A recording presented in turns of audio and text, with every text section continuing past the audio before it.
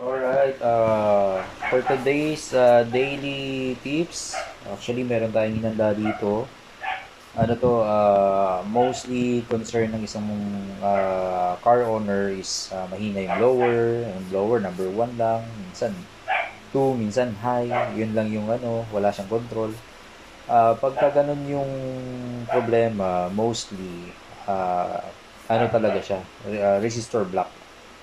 So ngayon, yun yung tip natin for today kung paano mag-check ng resistor block. So may mga iba-ibang klaseng resistor block. Pero ngayon, ipapakita ko sa inyo yung ah, pwedeng i-repair. Kasi may mga resistor block na hindi talaga pwedeng i-repair. Not unless dadalhin mo siya sa mga ano talaga, mga naghihinang, mga gumagawa ng mga electronics. But not sure kung kaya nila, pero most of the time, may mga resistor block na medyo komplikado. Kaya ang ginagawa ng iba, pinapalitan na lang. So ngayon, yung resistor block, mostly, umaabot to ng pinakamababa ata, nasa 1.9. Nung nag-check ako sa Lazada at Shopee, ang pinakamababang resistor block is 1.9. So, not sure kung anong klase pang resistor block yun. Pero kung sakasa ka bibili, siguro abutin ka isang resistor block, baka abutin ka 3,000 pataas or 5,000 pataas. Pero yun, so yung mga ganitong resistor block, ito yung pwedeng ma-repair. So ngayon turo ko sa inyo kung paano mag-check neto, paano siya tino-troubleshoot and dinadiagnose, kung alin dito yung mga kailangan kong palitan. So ngayon, start tayo syempre sa wirings. Basic, wirings muna tayo. Check natin lahat ng mga wirings kung good connection. Minsan kasi, ano lang, minsan lost connection lang. Kaya hindi siya wala siya I mean, walang control. Kasi merong connection doon na natanggal. O, check natin lahat yun. So, etong isang to, yung resistor block ng isang blower, kasi dalawang blower yung inaayos natin ngayon. So, yung connection niya, as you can see, good naman. Lahat ng connection ng wirings, good. And yung wirings na to, hindi to basta-basta din nasasunog kasi ang kapal ng wirings na to. Okay, so goods yung connection, mahigpit. Tapos yung isa naman, check natin kung good yung connection. Medyo madilim, maano lang. Bukod sa madilim, madumi pa siya. So, pagtyagaan nyo na lang. Wala pa tayong pailaw ngayon. So, check natin. Sasabihin ko lang sa inyo kung good connection o bad connection. Basta ito, good connection. So, unang-una i-check nyo yung mga wirings. Tapos yung dulo ng wirings, check mo din yung sinasalpakan kasi minsan corrosion lang. Kaya hindi siya nagkakaroon ng connection or not good connection. So, eto, hindi naman siya corroded. So, goods. But, meron ako napansin na isa.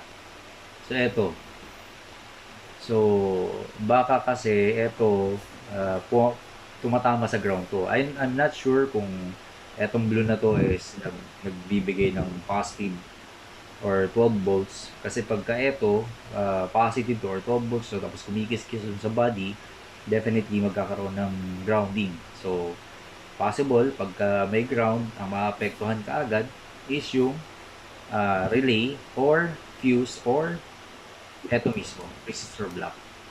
So, kanina, chinek ko naman, yung relay niya, yung fuse niya, okay naman. So, ngayon, dito na tayo mag-check. So, eto, meron akong nakita dito na kailangan na talagang palitan. So, ngayon, paano siya i-check? Paano ko nakita? So, unang-unang ginawa ko, papakita ko sa inyo, titignan muna natin lahat ng spring. Kung ang spring buo, goods yun. So, ngayon, meron tayong i-check dito sa isang resistor block, dalawang spring. So, since dalawa to, 4 na spring i-check natin. Ngayon, paano siya i-check? Ngayon, naghanda ako ng multimeter. So, multimeter, any kind of multimeter will do. So, kahit yung mumurahin, okay lang. Basta meron siyang, may function siyang ohms. Okay, so, since etong multimeter ko, meron siyang ohms na may tunog, pwedeng mag-beep lang. Pag may continuity, magbi-beep siya, tutunog siya. Pag wala, definitely walang tunog. So ngayon, i-check natin yung continuity nung spring na to. Pag walang continuity, meaning sa nakaharang na to is may putol. So, pag may putol, usually ang ginagawa, hinihinang lang. Pero not advisable na ihinang kasi unang-una umiinit ko ito. So, ang ginagawa talaga dito, papalitan lang yung spring. Hanap ka lang ng spring sa mga surplusan o liga sa mga electronics. Meron yan. May available yan. So, ang spring magkano lang. Kaysa naman bumili ka ng buong resistor block. Okay, ang spring baka hindi ka umabot ng 17 pesos. Meron ka ng spring. So, eto, check natin yung spring niya kung okay pa. So, pagka tumunog, ibig sabihin may continuity. So, pag may continuity, meaning wala siyang putol. So, check natin to dulo sa dulo lang para ma-check natin kung may continuity. Pag tumunog, meaning goods yung spring. So, okay yung spring. Sa kabila, check natin. Dulo sa dulo lang. Goods yung spring. Tumunog. Sa kabila naman, check natin. Pag tumunog, meaning okay. So, okay yung spring. Kabila. Lahat ng spring, all goods. Ngayon, pinakalas natin pwedeng i-check. Tapos na tayo sa wirings, tapos na tayo sa mga connection. Walang corroded, okay yung connection. And meron lang naman tayong nakita isa, but hindi naman big deal to kasi naman siya, hindi naman siya sunog. Siguro nag-ground lang talaga siya. And definitely, meron siyang isang component lang na may pwedeng maapektuhan. So ngayon, baka ito yung nag-cause ng problema. Kaya nagkaroon ng problema dun sa isang component na hinahanap natin ngayon. So, pinakalas natin pwedeng i-check is yung resistor ng resistor block. So, eto siya. Itong maliit na to. So, may body number yan. So, kung papalitan nyo to, yan yung susundin nyo. So, sa case natin ngayon, meron tayong resistor na 10 amperes. So, 10 amperes lang. So, check natin. Ang trabaho na ito guys, siya yung nagko-control ng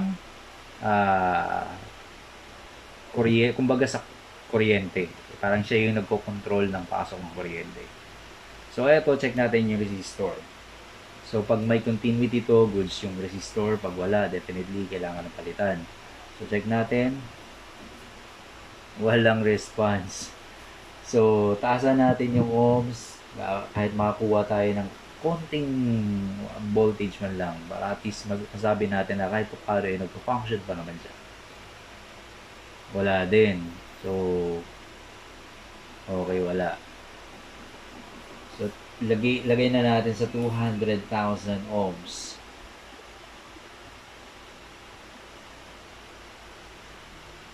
Wala din.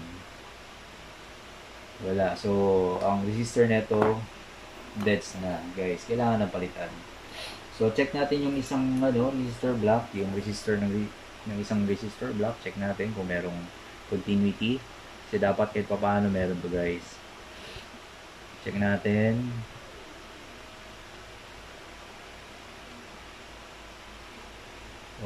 Mali. Yan. Good connection, but no reading. So, meaning, bad na rin. So, kailangan nagpalitan. Ngayon, Sir Rex, magkano ba yung resistor natin? So, ito guys, binili ko lang to sa isang electronic shop.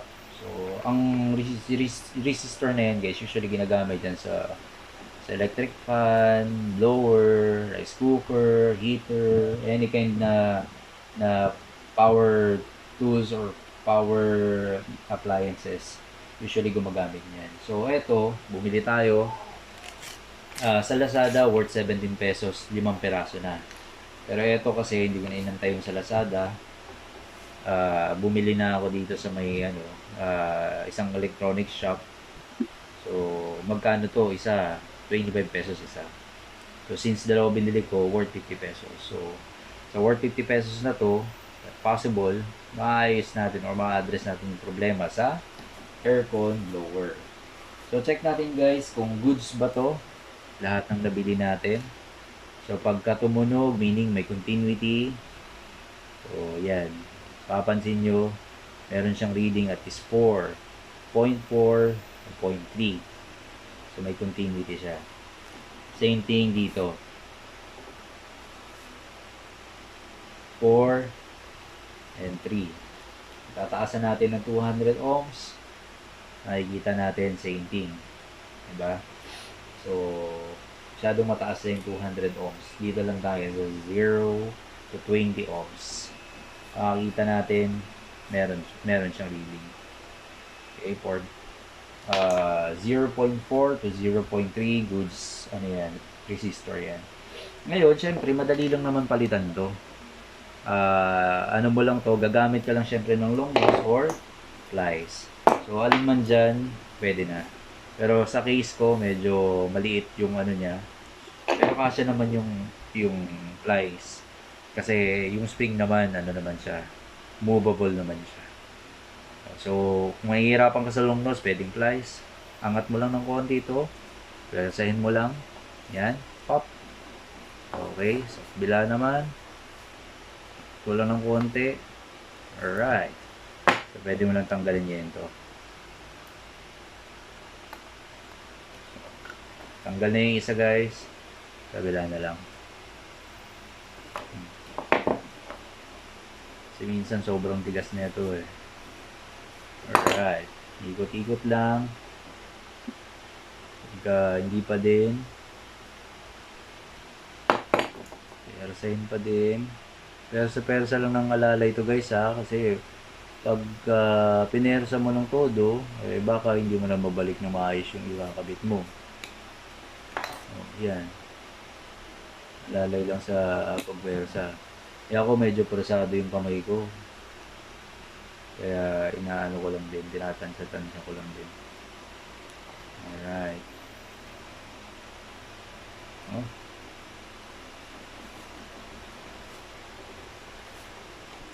Yan, tanggal na natin. So, syempre, pag natanggal mo, kakapit mo na ngayon to. So, make sure pag tinupi mo guys, huwag mong tutupiin dito banda. Kasi, baka maputol mo or medyo sensitive yung part na yan. Okay, so ang tupi mo, dito lang. Kabit mo muna to. Pag nakabit mo na, unahin natin dito. Basta kung paano mo siya tinanggal, kung nakatutok siya papunta doon, definitely, yung pagkabit mo sa isa, dapat nakatutok din doon. Okay, so ngayon, since dalawa naman to, sample, nakalimutan mo kung saan nakatutok to, pwede mo lang sundan to. So, ang ulo niya, nakatutok papunta dito sa kabila. So, sa walang wire. So, ganun lang.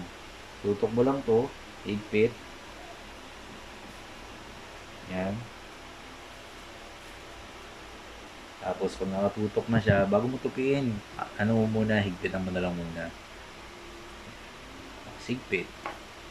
Yan, all goods nyo yun. Sayin mo. Pag higpit, kahit persado, goods lang yan. Kasi hinihigpitan mo naman eh. Ngayon, pag tupi, make sure hindi ka hawak dito sa may ano. Tupiin mo lang siya pag ganyan. Dito mo ngayon magagamit yung long nose.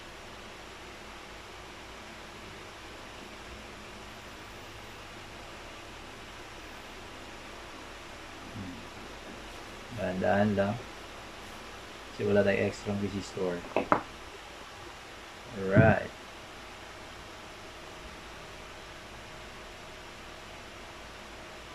Goods na. So, sa case na to, medyo mahaba yung part na to. Kaya ang gagawin natin, tupi ng konti. Sabay. So, yan. Nakikita pa ba? Sorry, medyo malayo na yung kamay ko. Yan. So, ngayon, mapapansin nyo, medyo mahaba. So, puputulin mo lang yan. Putol lang tayo. Gamit ka lang ng long nose.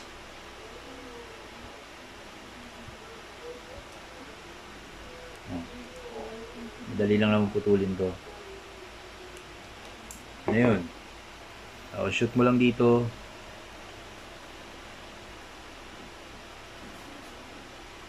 Pag na-shoot mo na dyan, that's the time na may maghihigpit ka naman.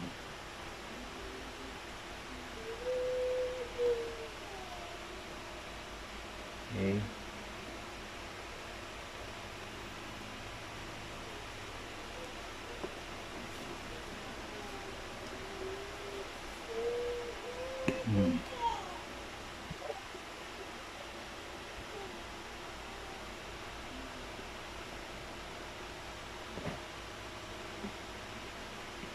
Go.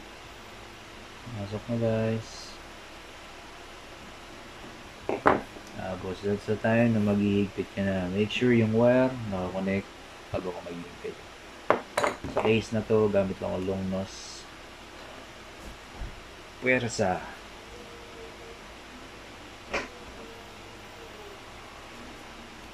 Alright. Listen. Ganun lang kadali guys. So sa kabila, ganun lang din gagawin mo. Ganong process lang din. So check na natin kung may continuity na. Alright. Okay na siya. So pagka sinalpak nyo to, definitely okay na yan. So yung process na yun guys, ganun lang din gagawin mo dito. Okay? So yun lang. And kung may natutunan kayo, don't forget to like, comment, share, and subscribe para mas ganahan tayong mag-share ng marami pang kaalaman pagdating sa automotive and other fixing things. So, yun lang. Huwag niyong kalimutan mag-subscribe and like. And God bless.